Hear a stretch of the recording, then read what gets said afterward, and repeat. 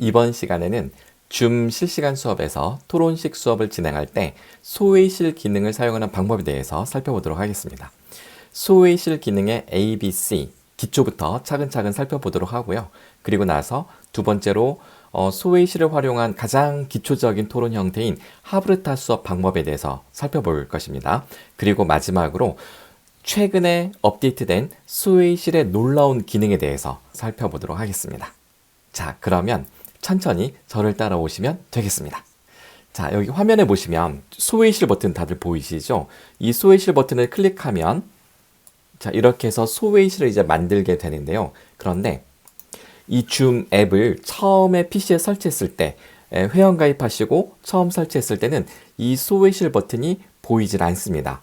자, 이 소외실 버튼이 왜 처음에는 안 보이냐면 디폴트 옵션 자체가 소외실 기능이 비활성화되어 있기 때문입니다. 자, 그러면 어떻게 소외실 기능을 활성화하는지부터 천천히 알아보도록 하겠습니다. 자, 먼저 인터넷 브라우저를 띄우고요. 줌 홈페이지에 접속해 보도록 하겠습니다. zoom.us 오른쪽 상단에 로그인 버튼을 클릭하고 로그인해 보도록 하겠습니다.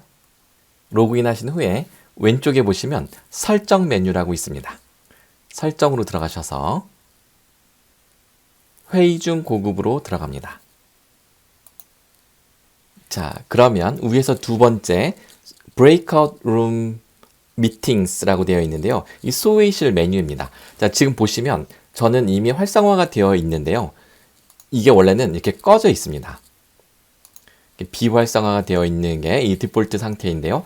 이 상태에서 이 활성화 버튼을 클릭해서 이렇게 활성화를 해줍니다.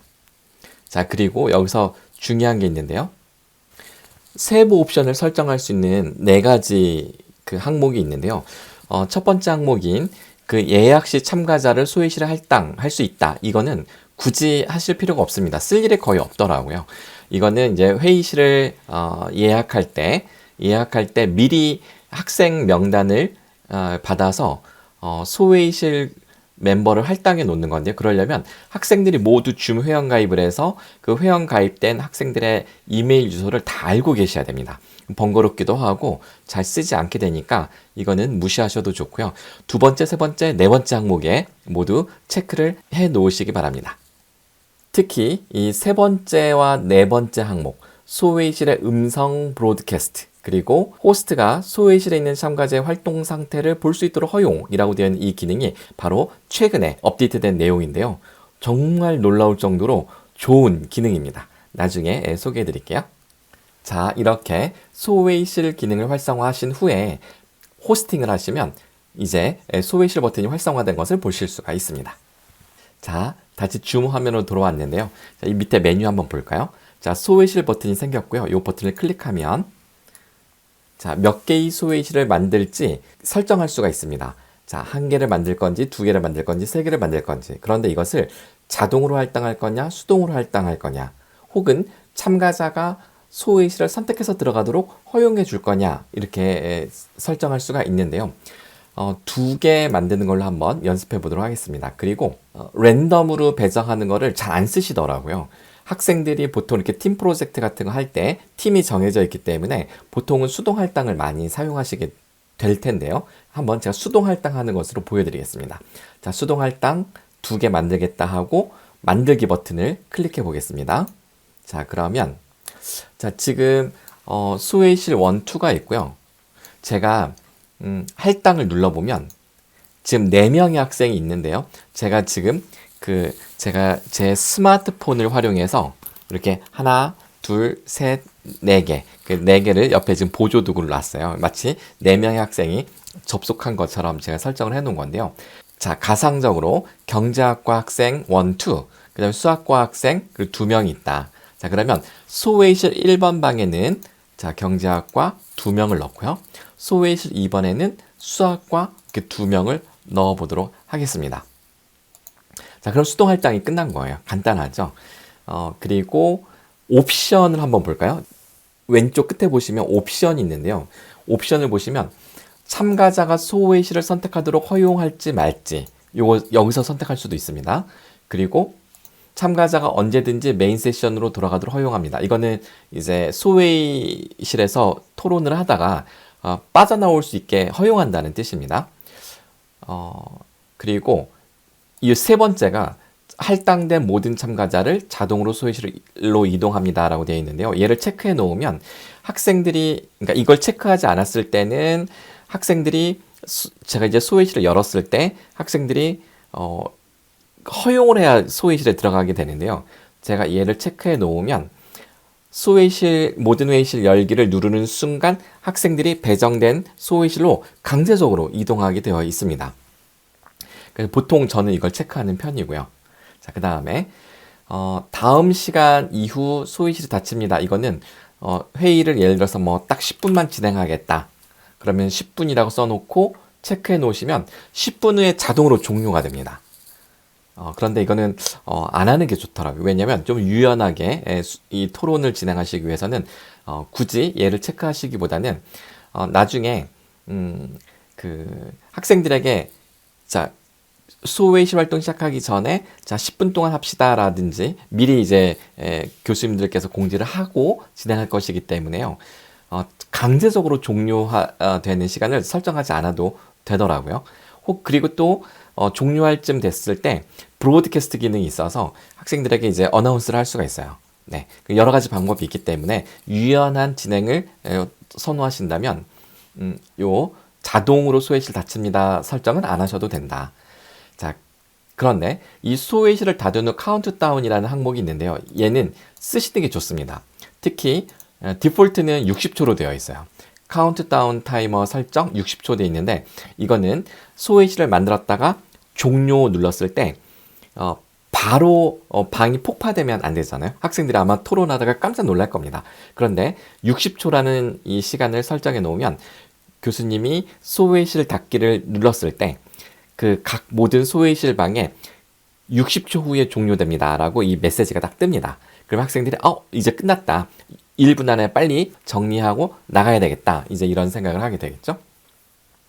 자, 그래서 요 정도 체크해 주시고, 네, 그럼 옵션 된 겁니다. 그리고 나서 모든 회의실 열기 누르면 회의실이 열립니다. 자, 제가 이제 강제로 들어가게끔 설정을 했는데요. 제가 교수님들 보시기 좋게 제가 여기 한번 요 아이패드를 가져왔는데 요걸로 한번 볼까요? 자, 모든 회의실 열기 누르면 어떻게 되는지 보겠습니다. 자, 모든 회의실 열기. 자, 그러면 소회의실 2번으로 참가 중. 얘가 지금 학생 4번이거든요. 수학과 학생. 그래서 지금 소회의실 2번으로 참가 중입니다. 자, 소회의실에 이제 들어온 상태가 되었습니다. 그런데 지금 화면이 꺼져 있는 거는 이제 아무도 비디오를 켜지 않았기 때문인데요. 여기 보시면 갤러리 보기 버튼이 있는데요. 갤러리 버튼을 눌러보면 지금 이 방에 2명이 들어와 있는 것을 알 수가 있습니다. 그쵸? 1명, 2명. 네. 스마트폰으로 한번 보여드릴까요? 자, 제가 또 다른 학생으로 접속한 스마트폰인데요. 여기서도 여기는 이제 스마트폰은 갤러리 보기가 안 되고 화면을 옆으로 돌려보면 지금 2명이 이 방에 들어와 있는 것을 알 수가 있습니다. 그래서 여기 소회의실 2번 방에 수학과 학생 2명, 그러면 또 다른 방에는 경제학과 학생 2명이 들어가 있는 것이죠. 자, 그런데 이게 작년이나 재작년에 없었던 새로 업데이트된 기능이 뭐냐면 바로 이겁니다. 여기 카메라 아이콘과 마이크 아이콘이 있잖아요. 자, 여기 마이크 켜볼게요. 여기 지금 마이크가 음소거가 되어 있는데 음소거 요거를 해제해 보겠습니다. 그러면 지금 보시는 바와 같이 이 마이크 아이콘의 게이지가 움직이는 게 보이시죠? 네, 이게 새로 업데이트된 기능입니다. 소회의실에서 학생들이 누가 말을 하고 있는지, 누가 비디오를 켜고 있는지가 바깥에서 모니터링이 다 되는 거예요. 자, 실제로 이렇게 진행됐던 수업의 단면을 제가 이따 끝날 쯤에 다시 한번 소개해 드리도록 하겠습니다. 그리고 이제 브로드캐스트를 누르면 메시지 브로드캐스트는 소회의실에다 메시지를 넣을 수가 있는 겁니다. 예를 들어서 제가 메시지 넣어 볼게요. 자, 1분 후에 토론을 종료해 주세요. 자, 이렇게 한 다음에 제가 브로드캐스트를 눌러 보도록 하겠습니다. 그러면 자, 이렇게 눌렀습니다. 그럼 여기 메시지가 뜨죠. 이 소회의실에 메시지가 1분 후에 토론을 종료해 주십시오라고 들어가게 됩니다. 자, 이번에는 다시 브로드캐스트 누르고 음성 브로드캐스트 한번 해볼까요? 자, 음성 브로드캐스트 누르고 자, 이 파란색 버튼 보이시죠? 이걸 누르고 이야기하면 됩니다. 자, 클릭. 자, 1분 후에 회의를 종료하겠습니다. 지금 제가 이야기하는 소리가 여기서 지금 조그맣게 들리고 있는데요. 호스트가 브로드캐스트 중입니다 라는 이 메시지가 뜬 것을 볼 수 있습니다. 그리고 제가 종료 버튼 누르면 네, 이 메시지도 사라지고 제 목소리가 더 이상은 소회의실로 전달이 안 됩니다. 상당히 신기한 기능이죠. 모든 소회의실 닫기 누르기 전에 제가 또 놀라운 걸 하나 보여드리겠습니다. 제가 화면을 공유해 볼 건데요. 자, 화면 공유 버튼 누르고 자, 제가 파워포인트를 선택해 보겠습니다. 자, 그런데 여기 보시면 제가 창을 이렇게 살짝 미루고 자, 요 밑에 한번 보세요.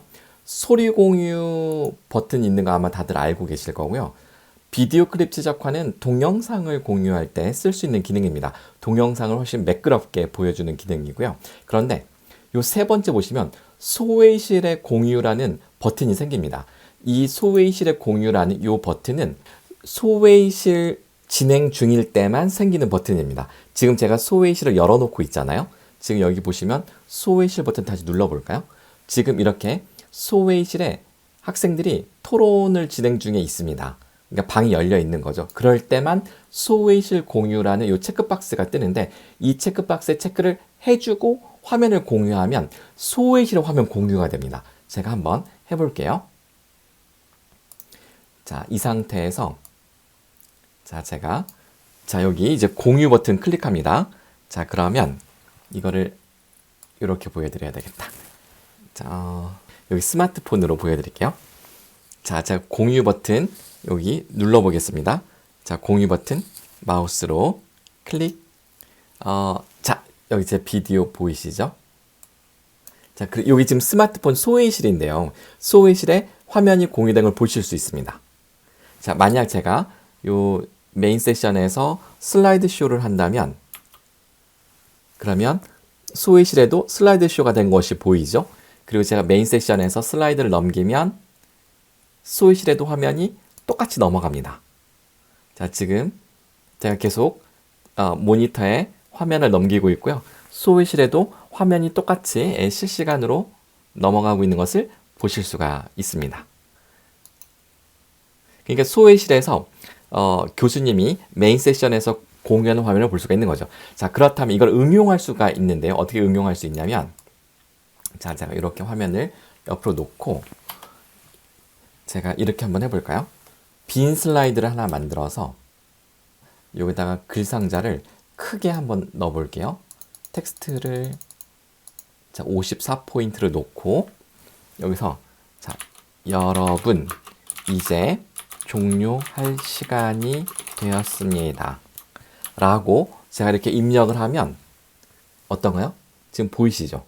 여러분 이제 토론을 종료할 시간이 되었습니다. 라고 그대로 이게 뜨는 겁니다. 제가 얘를 지워볼까요? 지우면 보이시죠? 똑같이 지워지는 것. 여기다 다시 타이핑을 친다면 네, 이게 학생들에게 그대로 보여지는 겁니다. 네, 어떤가요? 그래서 이제 그 소회의실이 다시 한번 볼까요? 자, 화면 공유 이제 중지하고 자, 소회의실 눌렀을 때 이 각각의 소회의실의 교수님이 직접 들어가지 않으면 실제로 어떤 일이 벌어지는지를 알 수가 없었어요. 여태까지는. 그런데 최근에 이런 기능이 업그레이드 되면서 소회의실에서 누가 이야기하고 있고 누가 비디오 켜고 있는지 알 수 있을 뿐만 아니라 이 브로드캐스트로 목소리도 넣을 수가 있고요. 그 다음, 그러니까 메인 세션에서 소회의실로 이렇게 공지하는 것만 되고요. 소회의실의 목소리가 밖으로 들리진 않습니다. 그 다음에 화면 공유할 때, 네, 소회의실에 공유하는 이 버튼이 생겼다. 요거까지. 네, 충분히 새로운 기능이 추가됐다는 거 아시겠죠? 아마 소외실 기능을 처음 써보시는 교수님들은 이게 뭔가 원래 저런 거 돼야 되는 거 아닌가? 이런 생각을 하실 수도 있을 텐데요. 지금 전 세계적으로 이 소외실 기능을 서비스하고 있는 화상회의 어플리케이션 중에는 아마 줌이 가장 선도적으로 이런 기능들이 앞서가고 있지 않나 이런 생각이 듭니다. 자, 이제 마지막으로, 자, 모든 소외실 닫기를 누르면 제가 아까 왜 60초라는 그 시간을 설정해 놓은 게 있잖아요. 그러면 자, 한번 보실까요? 자, 제가 모든 소외실 닫기 눌렀을 때 어떤 일이 벌어지는지 보겠습니다. 자, 모든 소외실 닫기. 누르기 전에 여기 도움 요청 버튼이라는 게 있는데요. 얘를 누르면, 자, 도움 요청을 하기 위해 호스트를 이 소외실 초대할 수 있습니다. 그래서 도움 요청 누르시잖아요. 그러면 지금 제 메인 세션에 소외실 2번 방에서 수학과 학생 03번이 도움을 요청했습니다라고, 지금 얘가 이제 03번 학생이에요. 그럼 제가 참가 누르면 제가 소외실 2번 방으로 들어가는 겁니다. 한번 들어가 볼까요? 참가. 네. 네, 이렇게 들어왔습니다. 요게 마이크가 얘도 켜져 있고, 그 다음에 제 노트북도 켜져 있기 때문에 하울링이 생깁니다. 하울링이 생기지 않도록 제가 얘는 오디오 연결을 끊었습니다. 다시 한번 보여드릴까요? 얘가 마이크를 켜도 음소거를 해도 하울링이 생깁니다. 지금 소리 들리시죠? 이게 이제 하울링이에요. 볼륨을 줄이고, 자, 점점점 더보기 누르고 오디오 연결 끊기 누르면, 네, 얘가 이제 오디오 연결 버튼을 바뀌면서 하울링이 이제 더 이상 발생하지 않습니다. 같은 방 안에, 같은 회의실 안에 있기 때문에 생기는 거죠. 자, 이미 제가 이렇게 도움 요청 받아서 들어온 거고요. 여기서 이제 학생들하고 막 이야기하고, 자, 여기 갤러리 보기로 볼까요? 지금 이렇게 3명 있습니다. 수학과 학생 2학생과 저하고 셋. 그리고 나서 저는 소외실 나가기 버튼 누르면 오른쪽 아래 보이시죠? 저 오른쪽 아래 소외실 나가기 버튼 눌러서 저 혼자 빠져나갑니다. 자, 회의 나가기. 뭐 소외실 나가기 해도 되고요. 네, 메인 세션으로 빠져나왔고요. 지금 보시면 소외실에는 여전히 2학생 남아있고 저만 빠져나왔습니다. 자, 그러면 모든 소외실 닫기 한번 눌러볼까요? 어떤 일이 벌어지는지 여기 한번 보겠습니다. 자, 모든 소외실 닫기 클릭. 자, 그러면 모든 참가자 60초에 메인 세션으로 돌아갑니다. 닫기 클릭. 그러면 여기 이제 스마트폰에 여기 보시면 소외실이 이제 57초, 56초, 55초에 닫힙니다라고 카운트다운이 진행되고 있습니다.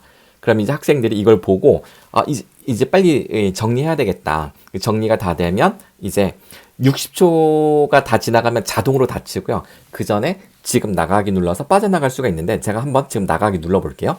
여기 수학과 03번 학생인데요. 자, 나가기 눌러보겠습니다. 그러면 지금 03번 학생만 먼저 빠져나온 거고요. 그렇죠? 메인 세션에 빠져나와 있죠? 그리고 보시면 다른 학생들은 아직 초록색 동그라미가 되어 있는데 03번 학생만 초록색이 아닙니다. 이 초록색은 여전히 소외실에 있다는 뜻이고요. 자, 그런데 지금 이제 10초, 9초, 7초 전입니다. 5초 전, 4초 전, 3초 전, 2초 전, 1초 전, 그러면 이제 모두 빠져나옵니다. 그렇게 메인 세션에 다 빠져나온 것을 볼 수가 있습니다. 자, 이제 소외실 기능을 어떻게 활용하는지 기본적인 거는 이제 다 배우신 거고요. 자, 그러면 두 번째 세션을 넘어가 볼게요. 소외실 기능을 활용한 가장 간단한 토론 형태는 학생을 2명씩 짝을 지어서 하는 짝토론 방식, 일명 하브르타 방식입니다. 이 하브르타 기법을 우리나라에서 하브르타 협회가 2개가 있는데요. 그 중에 가장 정통성 있는 하브르타 협회에서 최고의 전문가로 활동하고 계시는 이윤정 선생님을 모시고 제가 하브르타 기법을 소개하는 영상을 만들어 놓은 게 있어요. 그래서 그 영상을 제가 대신 바로 보여드리겠습니다. 저와 함께 하브르타를 소개해 주실 이윤정 선생님은 중학교 국어 교사를 하시다가 고등학교 교사로 이동을 하셨는데요. 그때 만든 영상입니다. 그리고 이윤정 선생님과 얼마 전에 우리 인하대학교 제 강의를 수강하고 있는 학생들과 줌으로 실시간 특강을 또 진행을 했었는데요. 그걸 이어서 제가 설명드리도록 하겠습니다. 먼저 이윤정 선생님의 하브르타 수업 만나보시죠. 안녕하세요. 오늘 이윤정 선생님 모시고 성장이 있는 줌 토론 수업에 대해서 진행해 볼까 합니다. 모든 학년, 모든 교과에 적용할 수 있는 짝 학습 방법을 소개할 것입니다. 그렇게 오랜 시간이 걸리지 않을 거니까요. 끝까지 함께 해주시기 바랍니다. 자, 그러면 이윤정 선생님을 모셔보겠습니다. 안녕하세요, 선생님. 안녕하세요. 반갑습니다. 네, 선생님 어디 댁이세요? 네, 집입니다. 네, 전남 순천. 네, 순천이에요. 아, 네네. 밖에 비가 오늘 엄청 오더라고요. 네, 여기도 비 그래서 많이 와요, 서울에도. 선생님, 오늘 준비해 주신 줌 토론 수업 한 몇 분 정도면 소개가 이루어질 수 있을까요? 한 5분에서 10분 정도? 아, 5분에서 10분 10분 정도면 정도? 네, 5분 10분 정도면 음.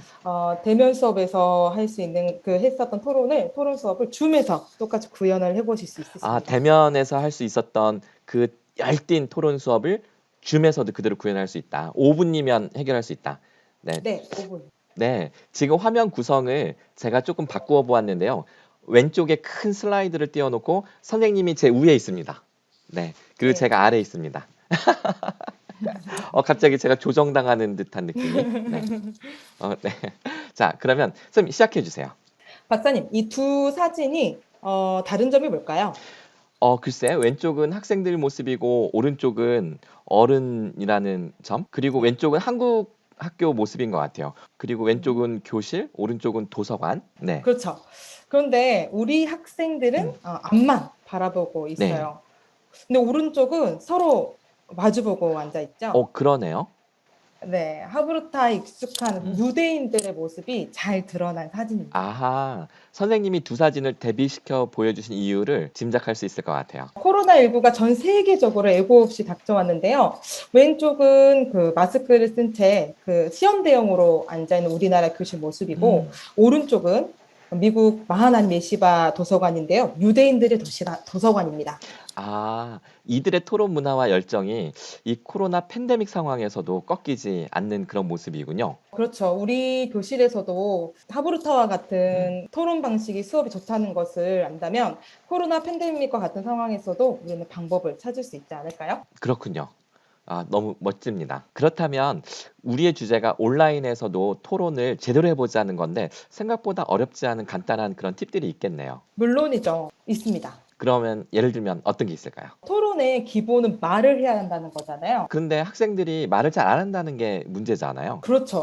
그러면 말을 잘 안 하는 학생들은 말을 하게끔 그 상황을 만들어주면 됩니다. 상황을 만들어준다고요? 네, 그 서로 관심사 같은 아이들끼리 둘이 이렇게 붙여놓기만 해도 두 학생은 엄청 수다를 떨기 시작하는데요. 이러한 원리를 적용한 게 바로 짝 학습입니다. 조금 더 세련되게 발전시키면 하브르타 수업이 됩니다. 아, 그렇게 말씀하시니까 하브르타 수업이 그렇게 어렵지 않게 들리는데요. 그리고 학생들이 수다를 떤다는 그런 느낌이라면 그럼 지루하지도 않을 것 같아요. 네, 그 원격 수업에서의 학생 집중력은 바로 5분에서 10분, 15분 정도밖에 되지 않는다고 그래요. 그런데 자기가 궁금한 것을 질문으로 만들고 또 둘이서 대화하면 그 시간을 아주 온전히 즐기는 것 같더라고요. 그러면 교사가 좋은 질문을 던져주면 되는 걸까요? 일반적으로 교사가 던져주는 질문에 아이들이 푹 빠져들기는 상당히 좀 어렵습니다. 학생 스스로 만들어내는 질문이 대화의 동기를 만들어요. 아, 그렇다면 스스로 질문을 만들어내는 그 상황을 만들어주라는 그런 뜻이군요. 그러면 그로부터 자연스럽게 대화로 연결될 수 있고, 이해가 됩니다. 네. 짝학습 활동이 바로 그 온라인 원격 수업에서도 학생의 몰입과 상호작용을 촉진하는데 효과적인 이유가 바로 여기에 있습니다.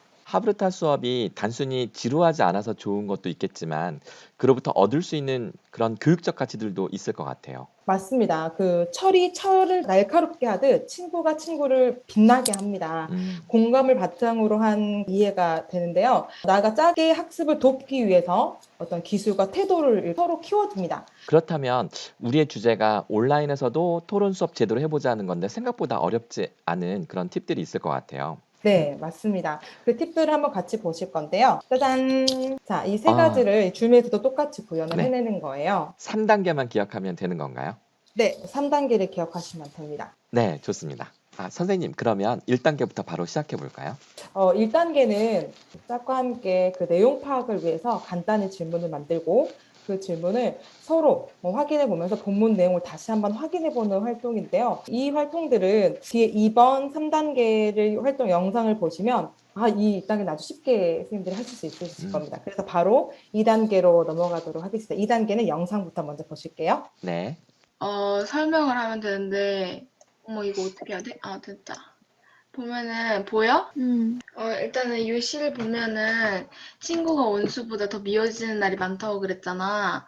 이 말은 아까 선생님이 설명하셨듯이 친구랑 원수랑은 아예 반대말이잖아. 여기서 티끌만한 잘못이 엄청 조그만한 그런 잘못들이 몇방선만하게 엄청 나에게 뭔가 피해를 많이 준 것처럼 그렇게끔 동산만하게 커 보이는 때가 많다고 그랬잖아. 그러니까 친구가 아주 작은 잘못을 저질렀는데 엄청 큰 잘못을 저지른 것처럼 보이는 때가 많다 이 말이야. 이 시에서 말하는 거는.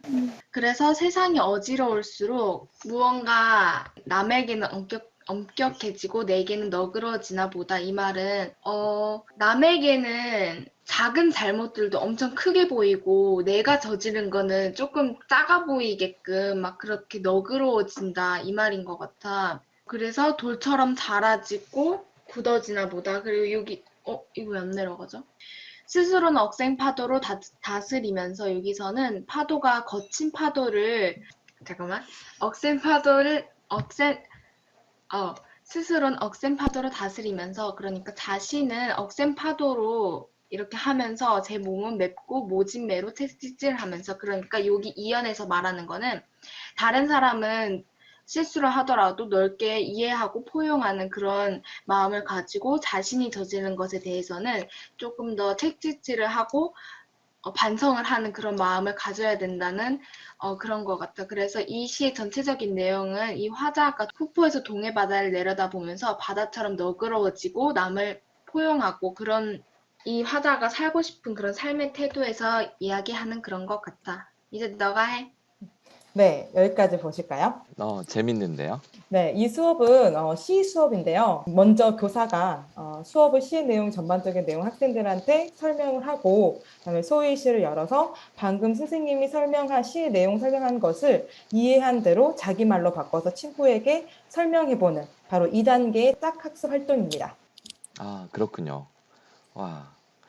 이렇게 하면 수업 시간에 배운 것들을 자신의 말로 다시 한번 친구한테 설명해 봄으로써 자기가 충분히 이해하고 있는지를 스스로 모니터링도 할 수 있고 완전 학습에 도전해 볼 수 있는 계기가 될 수 있을 것 같아요. 네, 음, 실제로 학생들이 자기가 설명을 해봤을 때와 다 들어서 아는 것 같았는데 막상 말로 설명해 보니까 말이 잘 안 나와서 내가 지금 다 안다고 착각하는구나 라고 이야기도 해주더라고요.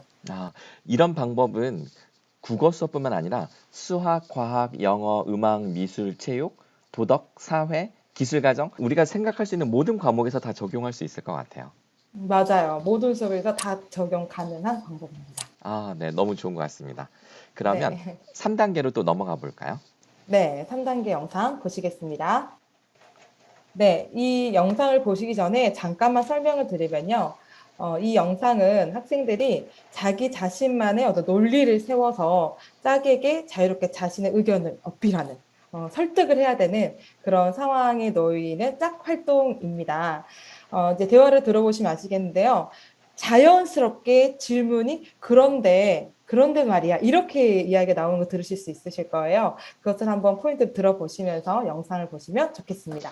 선생님, 지금 네. 보니까 핵전쟁 이야기 나오고 뭐 수녀, 의사, 뭐 눈먼 소년 이렇게 쭉 나오는데 이게 어떤 시나리오인가 봐요. 가상 시나리오. 네, 맞아요. 이 가상 시나리오에서 살릴 사람이 있는데요. 누굴 살려야 될 것인가에서 아이들의 생각이 다 다른데 아, 자신만의 논리를 세워서 상대를 설득해야 되는 상황입니다. 어떤 상황인지 감은 오는데 과연 아이들이 둘씩 짝을 지어서 어떤 식의 대화를 나누었을지 정말 궁금한데요.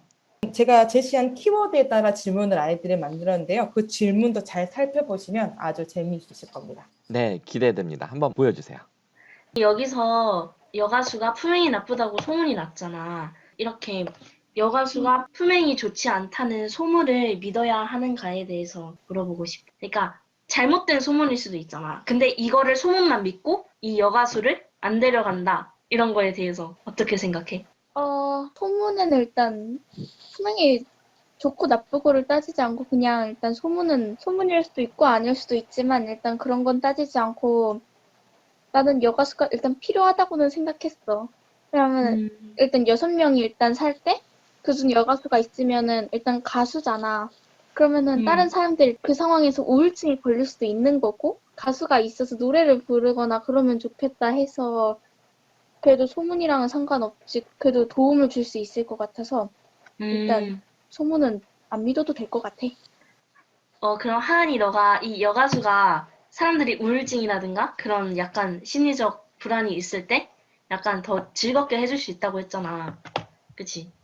그러면은 사람들이 절망에 빠졌을 때 구해줄 수 있는 사람은 누구인가라고 적어놨는데 그럼 이 질문의 답은 여가수가 되는 거야? 아니면 다른 사람이 또 있어? 절망에 빠졌을 때는 여가수가 제일 필요할 것 같아. 오케이. 그러면은 나 공유 중지하고 하은이 너 질문으로 넘어가도 될까? 혹시 화면 공유 돼? 공유돼. 오케이. 사람에 관해 묻는 질문은 내가 학력이 높은 사람과 학력이 낮은 사람은 어떻게 다를까라는 질문인데 이 질문은 요즘 세상도 그러잖아. 막 의사는 막 공부 잘해서 뭐 좋게 됐으니까 뭐 의사라는 직업은 좋다 막 그렇게 생각하고 막 그런 거 있잖아. 그런 걸 따져왔고 그렇게 된 사람하고 그렇게 동굴에 데려가는데 어떤 차이가 있을까? 그런 거. 나는 솔직히 학력이 높은 사람이랑 학력이 낮은 사람이랑 지식에 관해서 깊이의 차이는 있겠지만 이런 상황에 놓였을 때 굳이 학력이 높은 사람이 있어야지 좋다라는 보장은 없는 것 같아. 왜냐하면은 학력이 높은 사람인 경우에도 뭐 요즘 뉴스 보면은 학력이 높은 사람이 막 범죄를 저지르기도 하잖아? 그러니까 학력이 음, 높다고 해도 꼭 학력이 낮은 사람보다는 더 낫다고 볼 수는 없는 거지. 질문의 의도가 이게 아닌 것 같은데. 아무튼 학력이 높은 사람이랑 학력이 낮은 사람이 별로 다른 건 없는 것 같아. 굳이 다른 점이 있다면 지식에서 차이가 있다는 정도? 그러면 가치에 관해 묻는 질문은 장애는 우리 삶에 어떤 영향을 줄까? 장애라는 것이 자신이 살아가는데 남들보다 조금 불편하게 살아갈 것 같아. 장애가 있다면은. 그래도 그렇게 장애가 있다고 해도 남들이 할 수 없는 거, 아니, 하는 것을 왜 이렇게 행성수성하냐. 아무튼 남들이 하는 것들을 장애가 있다고 해가지고 못하라고 하는 거는 아니니까 장애는 우리의 삶에는 별로 큰 영향을 끼치진 않는 것 같아. 아, 음, 네, 여기까지 보시겠습니다. 와, 선생님, 네. 아이들 그 대화하는 수준이 상당히 높다는 생각이 들어요. 어른들이 이야기를 해도 이것보다 훨씬 더 나을 거라는 기대가 전혀 안 될 만큼 이미 아이들 수준이 꽤 높다는 생각이 들고 이 질문들은 선생님이 다 만들어서 제공해 주신 건가요? 아닙니다. 제가 어떻게 만들어야 될지 그 네, 키워드하고요. 네. 그다음에 샘플 질문 한 가지고 마지막에 1, 2번부터 5번, 7번, 6번, 7번 질문들은 다 학생들이 개별적으로 만든 아, 질문이에요. 예를 들어 가치에 대한 질문하면 거의 예를 들어서 네. 종교가 어떤 영향을 미치나 요거 가로에 있는 건 선생님이 예시를 들어준 거고 1, 2, 3, 4 넘버링 된 건 다 아이들이 직접 생산해낸 질문이에요. 네네. 이걸 가지고 아이들이 이야기를 하는데 그래서 그런지 아이들이 질문 하나하나를 잘 이해하고 이야기를 풀어가는 것 같아요. 되게 신기하네요. 그러니까 이게 네. 이제 다른 것보다도 이 둘이서만 딱 그 있는 상황에 이 상황이 만들어주는 것 같아요. 더 둘이 네. 몰입하고 더 자유롭게 자연스럽게 이야기할 수 있는 이 소위실의 이 상황. 그래서 더 아, 터놓고 자연스럽게 이야기할 수 있는 것 같아요. 우리 응답하라 1988 보면 친구 집에 고등학생들이 한 방에 모여서 서로 자기들끼리 이야기하고 수다 떨고 시간 가는 줄 모르고 그러는데 딱 그런 네. 느낌이네요. 어른들 없고 친구들끼리 모여서 같은 눈높이에서 정말 그 이야기의 깊이는 헤아릴 수 없는 것 같아요. 그래서 이런 경우는요, 대면 수업의 모둠을 짝으로 이렇게 책상을 맞춰서 하는 것보다 오히려 원격 수업에서 훨씬 더 집중 있게 이야기를 할 수 있다고 학생들이 그러더라고요. 아이들 스스로 목소리로 말하기를 교실에서 이렇게 짝을 주었을 때 이야기하는 것보다 줌에서 그러니까 비대면 상황에서 둘이 딱 있을 때 훨씬 더 깊게 이야기가 더 잘 되더라. 그런 것 같습니다. 아, 그렇다면 코로나 상황이 어느 정도 종식이 되고 그러니까 백신이 잘 보급이 돼서 어느 정도 우리가 이제 코로나 상황이 종식이 되어도 이러한 수업을 더 이상 안 할 이유가 없겠는데요. 오히려 대면 수업과 적절하게 조화를 이루면서 더 해야 되지 않을까 이런 생각이 듭니다. 네, 분명히 장점은 있다고 생각을 합니다.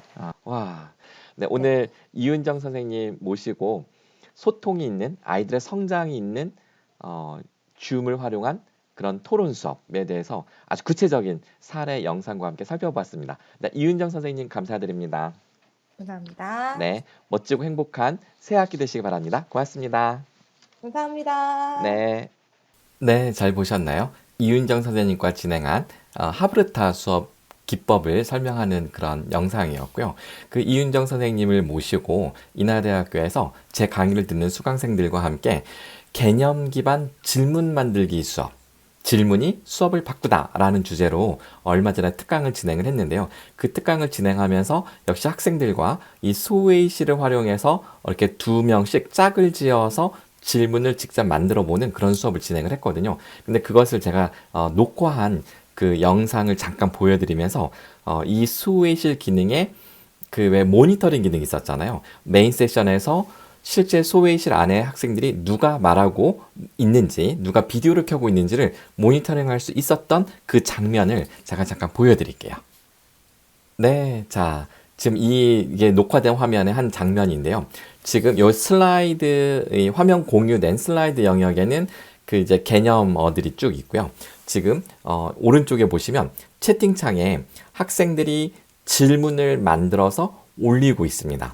이제 어떤 활동을 하고 있는 거죠. 자, 근데 이제 이런 활동을 연습 삼아 하다가 이제 학생들을 소위실에 다 넣어요. 그래서 이렇게 같은 전공끼리 넣습니다. 자, 한번 그 장면을 잠깐 볼게요. 네, 자, 이게 이제 소외실로 학생들이 다 들어가고요. 메인 세션에는 이제 그 이윤정 선생님과 저하고 그 수업 조교만 남아있는 상태입니다. 자, 지금 보시면, 교육학과, 그 다음에 사회도덕과, 그 다음에 수학, 체육과 이렇게 구분되어 소외실이 나누어져 있는데요. 보시면, 예를 들어서 지금 사회도덕과의 경우는 아무도 지금 이야기를 안 하고 있는 걸로 지금 보여지죠. 자, 지금 보시면 한 명만 비디오를 켜고 있습니다. 자, 누가 비디오를 켜고 있냐면 유학생. 그리고 지금 교육학과를 보면 지금 여기 스피커가 마이크가 켜져 있는 학생이 2명이 보입니다. 이제는 교육학과 학생들이 말하지 않고 거기 마이크가 다 꺼지고 사회도덕과에서 이야기하는 또 상황을 볼 수가 있네요. 사회의 서민수 학생이 이야기하는 게 보여집니다. 여기요. 자, 그 다음에는 사회교육과 유승희 학생이 말하고 있고요. 네, 이게 실시간으로 보여지는 겁니다. 자, 이렇게 해서 끝난 다음에 학생들하고 돌아가면서 소감 나누기 시간 가졌고요. 그리고 이제 수업을 마치는 장면입니다. 네, 다들 소감을 이렇게 올리도록 했는데 재밌었다고 하더라고요. 네, 어떠셨나요? 작년까지만 해도 이 소외실 활동을 할 때 실제로 소외실에서 어떤 일이 일어나는지를 하나하나 들어가서 직접 보기 전에는 알 수가 없었기 때문에 너무나 이게 깜깜이 활동이다 이런 생각에 많은 교수님들이 포기하는 경우가 많았습니다. 그런데 최근 이 업데이트된 기능들이 너무나 놀랍지 않아요? 그래서 한번 꼭 도전해 보시면 상당히 재미있는 활동이 될 수 있다. 경험해 보시면 좋을 것 같고요. 그래서 저도 역시 이게 진화하는구나. 이 줌이란 이 화상 수업 어플리케이션 자체가 기술적으로 진화하고 있구나. 그래서 실제로 수업도 더 세련되게 진행할 수 있고, 그리고 학생들도 더 충분히 재밌게 참여할 수 있게 되었구나. 이런 걸 보면서 코로나가 어느 정도 이제 잠잠해지고 일상 회복이 되어도요, 전면 대면 수업을 진행할 때조차도 저는 충분히 이 줌을 활용해서 학생들 간의 어떤 팀 프로젝트라든지 하브르타 수업 같은 거를 진행하고 그것을 기록에 남기도록 하는 이런 방식은 계속 진행할 수 있을 거라고 생각이 됩니다. 대면 수업의 퀄리티를 훨씬 더 높여줄 수 있을 거라고 생각이 됩니다. 교수님들도 적극 활용해 보시기를 바라겠습니다.